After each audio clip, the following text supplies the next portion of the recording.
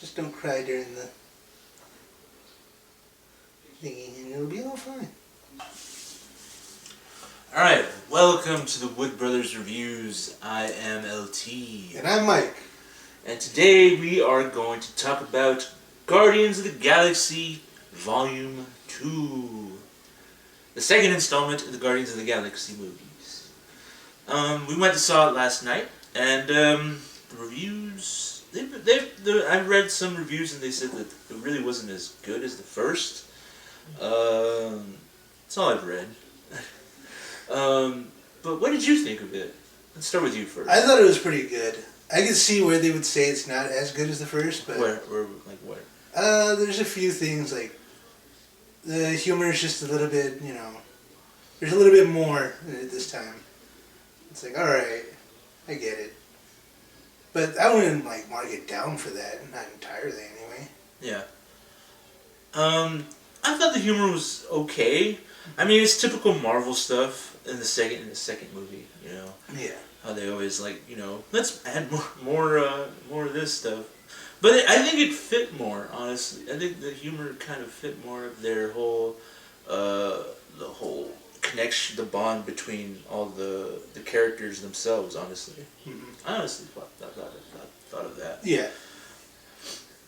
And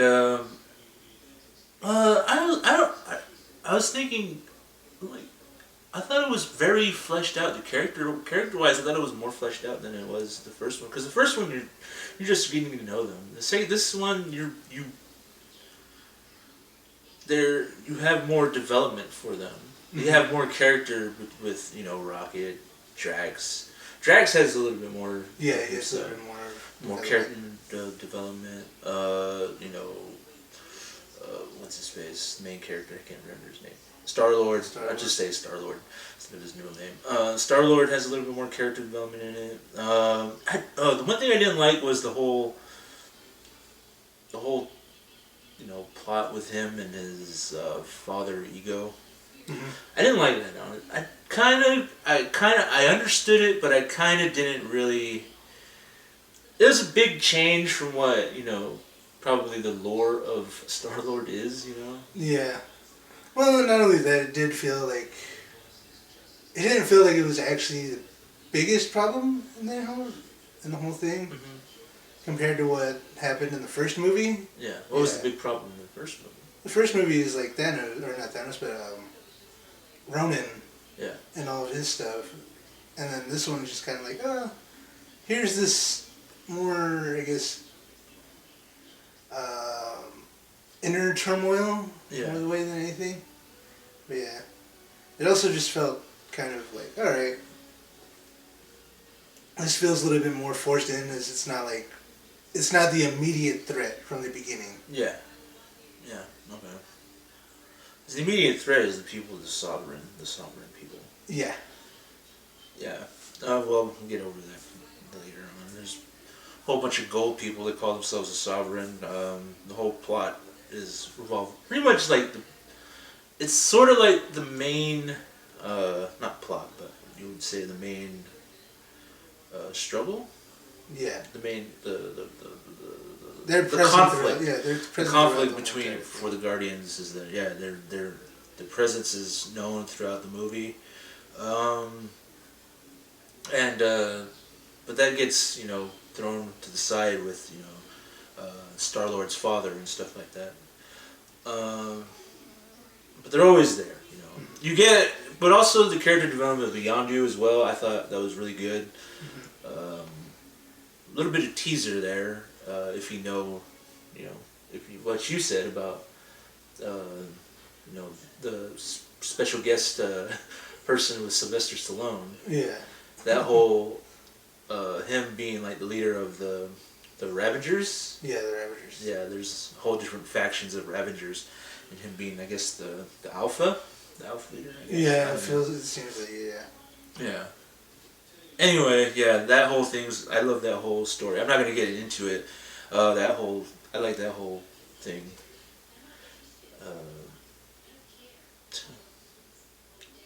Anything else? But yeah, my one big thing was just it was really big. It was the whole the main conflict in the story was really big. I thought for an event like that, for just the second movie. Because what are they gonna do to top that? Yeah, I can see your point. Maybe they're not gonna have a third movie. I don't know. They've already said that they're probably going to do it. So. Okay. Yeah, but they have many Easter eggs in there. The Sylvester Stallone character, like I said, that's a sort of big Easter egg if you know your Guardians of the Galaxy lore. Let me just say that. Should we just say it or no? No. No. Okay, we'll just save that for later. Also, like the end credit scenes, there was some good stuff. Some things confirmed certain elements, you know. I don't know, Or at least they hinted at the Yeah. idea that it's confirmed. Yeah. I wouldn't say that they Yeah. confirmed it entirely. It's just like, Yeah.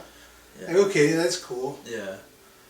But I'm kind of glad that we saw Ego as the planet, as the giant face. I was so glad. I'm like, oh, okay, there's the giant face in the planet. I was like, yeah. But yeah, you get a real good character development. You get real good inside of everyone, I feel, in this movie. Yeah, you get a good sense of what everybody thinks, pretty much. Yeah. The new people, Mantis was good. I thought she was good. Kurt Russell plays a good villain, Yeah. I guess you could say. All around, I thought the whole movie was really good. I would recommend it to go see it. I'm gonna go see it a second time. What about you? Yeah, I'll go see it a second time. Out of 5 stars, what would you give it? 4. 4?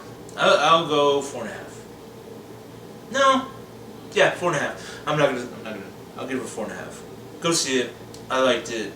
It's a very good kickoff to the summer movies, I thought. I hope Spider-Man does well, and I hope all the other superhero movies do well this summer. Yeah, I guess so. There you have it. Our review of Guardians of the Galaxy 2. Go see it. Recommend it now. If not now, soon. Alright. Alright. That's the end of this. We'll be back next time with... I have no idea. I don't know. I need to look at the whole entire setup. Yeah. It's Well, gonna be whatever's coming out next, we'll be back for it to review. Alright. We'll be back later on. Alright. See you guys later. This has been the Wood Brothers Reviews.